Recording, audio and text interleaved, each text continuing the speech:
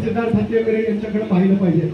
दातृत्व कशाला म्हणतात हे जर तुम्हाला पाहिजे असेल डॉक्टर सिद्धार्थ हत्यारे यांच्याकडे आपल्याला पाहून दिसतं।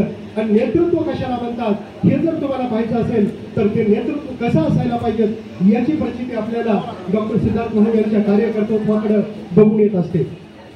तथागत बुद्धांना विचारलं की श्रेष्ठ माणूस कसा असतो, श्रेष्ठ माणूस कुणाला म्हणायचं, तर बुद्धांनी सांगितलं, एकच गोष्ट सांगितली की मी या ठिकाणी सांगणार आहे। बुद्ध काय म्हणतात की तो माणूस श्रेष्ठ नाही केवळ जगाचा कल्याण करतो, केवळ समाजाच्या हिताची गोष्ट करतो, जो केवळ दुसऱ्यांच्या हिताची गोष्ट करतो। बुद्ध म्हणतात माझ्या दृष्टीने तो माणूस श्रेष्ठ नाही। मग श्रेष्ठ माणूस कोण? जो स्वार्थी असतो। बुद्ध म्हणतात स्वार्थी माणूस कधी श्रेष्ठ असू शकत नाही। तर बुद्धांनी सांगितलं की जो स्वतःचाही उद्धार करतो, समाजाचाही उद्धार करतो, समाजाच्या हिताची गोष्ट करतो, आपल्या स्वतःच्या हिताची गोष्ट करतो, असा सम्यक संतुलन ज्याच्यामध्ये असतं असं नेतृत्व म्हणजे सिद्धार्थ हत्यारे। आणि म्हणून मला या ठिकाणी सांगायचं आहे की त्यांचा आदर्श आपण डोळ्यासमोर घेतला पाहिजे। प्रास्ताविकामध्ये सरांनी सांगितलं की त्यांचं कार्यकर्तृत्व परभणीपासून ते आता जागतिक स्तरावर पोहोचलेलं आहे। आम्हाला फार अभिमान वाटतो, आमची छाती भरून येते की आमचा परभणीकर एक माणूस, आमचा जीवाभावाचा माणूस, आमच्या धर्माचं नेतृत्व, आमच्या समाजाचं नेतृत्व, आमच्या विचाराचं नेतृत्व थायलंड सारख्या भूमीवर करतो। ही आपल्यासाठी अभिमानाची आणि एका स्वाभिमानाची गोष्ट असली पाहिजे। पण सर्वांनी त्यांच्या पाठीमागं एक दिल्याने उभं राहिलं पाहिजे आणि त्यांच्या कर्तृत्वाला आपण नेहमीच प्रोत्साहन दिलं पाहिजे।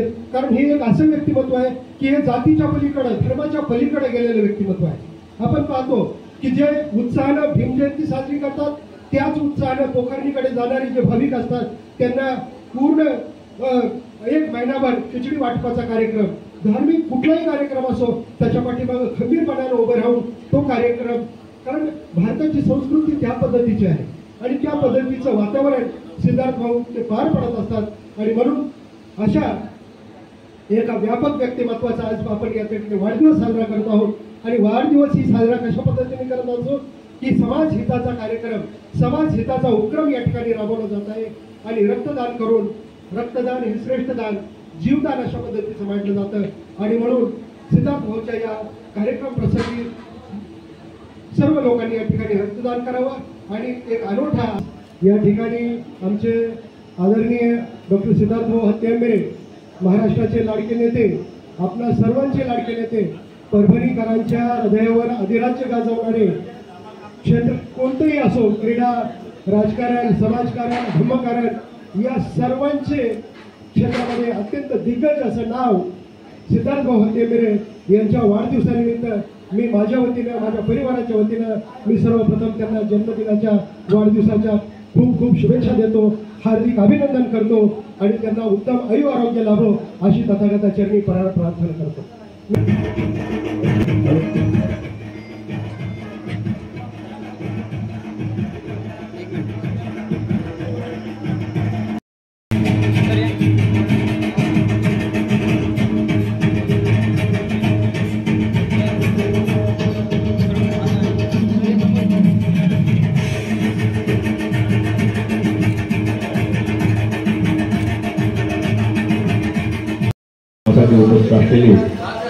आमचे डॉक्टर भाऊजी ज्यांनी आत्ताच आपल्याला मार्गदर्शन केलं असं आमचे मार्गदर्शक संजय जाधव सर, अरविंद भक्ते सर, विशाल देशमुख, राजकुमार हेगडेजी आणि माझे सर्व सहकारी।